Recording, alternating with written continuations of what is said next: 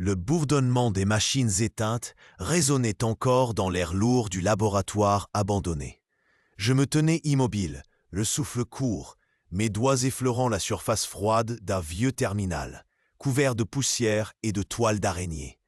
L'odeur de métal oxydé et de circuits brûlés me piquait les narines, mais je n'y prêtais pas attention. Mon esprit était ailleurs, enchaîné à une obsession qui me dévorait depuis des mois. Valen.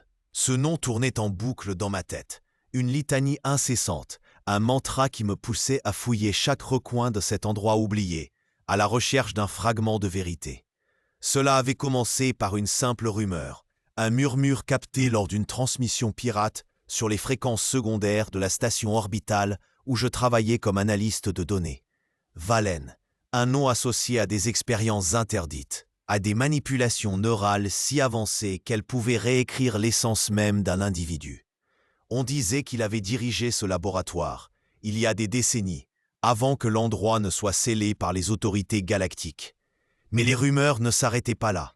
Valen aurait été un patron tyrannique, un monstre d'exigence et de cruauté, capable de briser les esprits de ses subordonnés pour les plier à sa volonté.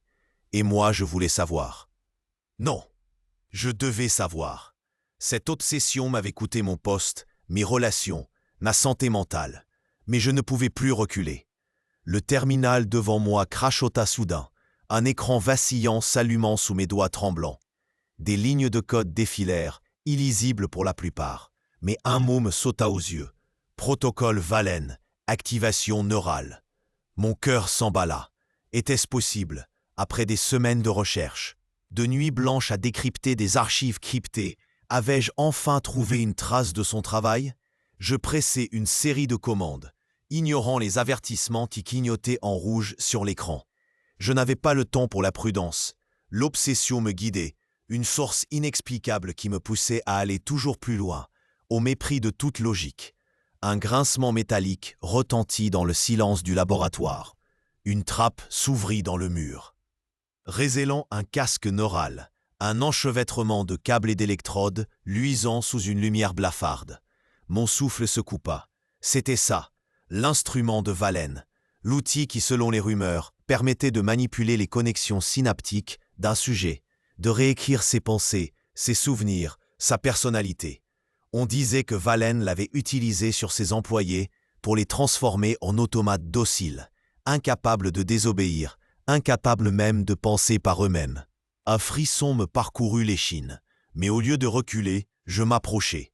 Mes doigts caressèrent la surface lisse du casque, et une pensée absurde, presque délirante, s'imposa à moi. Et si je l'essayais? Non, c'était insensé. Pourtant, l'idée ne me quitta pas. Elle s'installa, insidieuse, comme un parasite dans mon esprit. Et si ce casque contenait les réponses que je cherchais? Et si, en le portant, je pouvais comprendre Valen, pénétrer ses pensées, saisir l'étendue de son génie et de sa folie? J'essayais de chasser cette pensée, mais elle s'accrochait, plus forte à chaque seconde. Mon obsession m'avait conduit jusqu'ici, et maintenant, elle me poussait à franchir une limite que je savais dangereuse. Je m'assis sur une chaise rouillée, le casque entre les mains, hésitant. Puis, comme si une force extérieure guidait mes gestes, je le posai sur ma tête. Les électrodes se collèrent à mes tempes avec un léger picotement. Et un bourdonnement sourd emplit mes oreilles. L'écran du terminal afficha un nouveau message. Synchronisation en cours. Attention, processus irréversible après 60 secondes. Mon pouls s'accéléra. J'avais 1 minute pour arrêter tout ça. 1 minute pour échapper à cette folie. Mais je ne bougeais pas. L'obsession était trop forte. Valen. Son nom résonnait en moi, comme une promesse, un appel que je ne pouvais ignorer. Les premières impulsions électriques traversèrent mon crâne, et une douleur vive me fit serrer les dents. Puis, la douleur s'estompa, remplacée par une sensation étrange, comme si des doigts invisibles fouillaient dans mon esprit, triant mes pensées, mes souvenirs. Des images défilèrent devant mes yeux, des fragments de ma vie, mais aussi des scènes que je n'avais jamais vécues. Un laboratoire en pleine activité, des silhouettes en blouse blanche, des cris étouffés, et au centre de tout cela, un homme. Valen. Je le reconnaissais instinctivement, bien que je ne l'ai jamais vu. Grand, maigre, Le regard perçant, il dominait la salle, sa voix résonnant avec une autorité implacable. « Vous m'appartenez » murmurait-il, et je sentis une vague de terreur, mêlée à une fascination malsaine, m'envahir. Je compris alors que le casque ne me montrait pas seulement des souvenirs. Il me connectait à Valen lui-même, ou du moins à une empreinte de son esprit, stockée dans les circuits de cet appareil infernal. Sa présence s'insinuait en moi, froide et calculatrice, comme une ombre qui prenait possession de mon être. « Tu m'as cherché », semblait-il dire. « Maintenant, tu es à moi. » Je voulus arracher le casque, mais mes mains refusèrent d'obéir. Mes muscles étaient figés, ma volonté dissoute sous l'assaut de cette manipulation neurale. Le flux de pensées étrangères s'intensifia. Valen m'entraînait dans son passé, me forçant à revivre ses expériences. Je vis ses subordonnés, des scientifiques brillants réduits à l'état de marionnettes, leurs regards vides, leurs gestes mécaniques.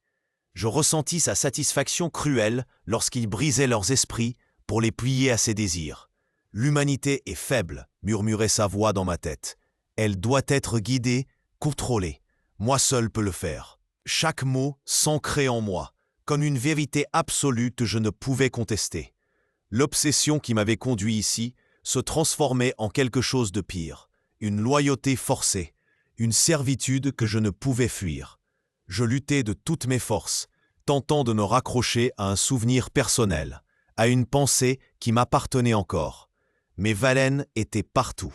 Ses ordres résonnaient dans mon esprit et je sentais ma propre identité s'effacer peu à peu. « Tu es mon héritier », dit-il. « Tu porteras mon œuvre. » Une panique viscérale m'envahit. Je ne voulais pas devenir comme lui, un tyran sans âme, un manipulateur qui écrasait tout sur son passage. Mais plus je résistais, plus sa prise se resserrait. Les impulsions du casque redoublèrent d'intensité et je sentis mes barrières mentales céder une à une. Soudain, une pensée surgit, un fragment de lucidité au milieu de ce chaos. Le terminal. S'il contrôlait le casque, peut-être pouvais-je l'éteindre. Avec un effort surhumain, je forçai ma main à se tendre vers l'écran. Chaque mouvement était une torture, comme si je luttais contre des chaînes invisibles. Valen rugit dans mon esprit. Un grondement de rage qui me fit vaciller. « Tu ne m'échapperas pas !» cria-t-il, et une vague de douleur me traversa, si intense que je crus perdre connaissance. Mais je tins bon. Mes doigts atteignirent enfin le terminal. Et je tapai frénétiquement sur les touches, cherchant un moyen d'arrêter le processus. L'écran afficha un dernier message. Désactivation d'urgence. Confirmation requise. Je pressai la commande et un silence assourdissant s'installa. Le bourdonnement cessa, les électrodes se désactivèrent et je m'effondrai au sol, le casque glissant de ma tête. Tremblant, couvert de sueur, je restai là un long moment, incapable de bouger. Valen était parti, du moins je l'espérais, mais son ombre planait encore sur moi. Je sentais encore des échos de ses pensées, des bribes de son ambition dévorante qui s'étaient incrustées dans mon esprit. Mon obsession ne s'était pas éteinte. Au contraire, elle avait pris une nouvelle forme. Je savais que je ne pourrais jamais oublier ce que j'avais vu, ce que j'avais ressenti. Et une partie de moi, minuscule mais persistante, se demandait si Valen n'avait pas raison, si l'humanité ne méritait pas d'être contrôlée. Je me relevai péniblement, jetant un dernier regard au casque. Le laboratoire abandonné semblait plus oppressant que jamais, ses murs suintants de secrets que je n'étais pas prêt à affronter. Mais une chose était certaine, je reviendrai, pas par choix, mais par nécessité. Valen m'avait marqué, et cette marque ne s'effacerait pas de sitôt. Mes pas résonnaient dans le silence oppressant du laboratoire abandonné, chaque écho semblant murmurer des vérités que je refusais d'entendre. La lumière blafarde des néons vacillants, à moitié brisés, projetait des ombres difformes sur les paillasses encombrées d'instruments rouillés et de fioles brisées. Une odeur âcre, mélange de métal et de produits chimiques anciens, imprégnait l'air, me serrant la gorge. Je m'arrêtai près d'un vieux terminal, ses écrans fissurés, mais encore parcourus par un faible scintillement de données résiduelles. Mes doigts tremblants hésitèrent au-dessus des touches. Était-ce de la curiosité ou une pulsion implantée par Valen? Je relevai les yeux vers les murs. où des schémas et des équations à moitié effacées semblaient danser sous la lumière instable. Certains symboles me rappelaient les visions qu'il m'avait imposées. Ces images d'un ordre galactique implacable où l'humanité n'était qu'un rouage parmi d'autres. Mon estomac se noua. Avait-il raison de vouloir nous remodeler, de nous arracher à notre chaos pour nous fondre dans une harmonie froide, mais parfaite? Je chassais cette pensée, mais elle s'accrochait, tenace, comme une tache d'huile sur l'eau. Un bruit sourd, presque imperceptible, me fit sursauter. Un craquement, quelque part dans les profondeurs du laboratoire. Mon cœur s'accéléra. Était-ce un simple effondrement des structures vétustes, ou bien quelque chose d'autre? Je scrutais l'obscurité, là où les couloirs s'enfonçaient dans des ténèbres impénétrables. Valen ne pouvait pas être revenu si vite. Ou bien avais-je sous-estimé sa capacité à me traquer, à m'atteindre même dans mes refuges les plus isolés. Je saisis un éclat de métal sur la table, un outil abandonné qui pourrait servir d'arme de fortune. Ma main tremblait, mais je serrais les dents. Si je devais affronter à nouveau son regard perçant, ou pire, les entités qui me servaient, je ne me rendrais pas sans lutter.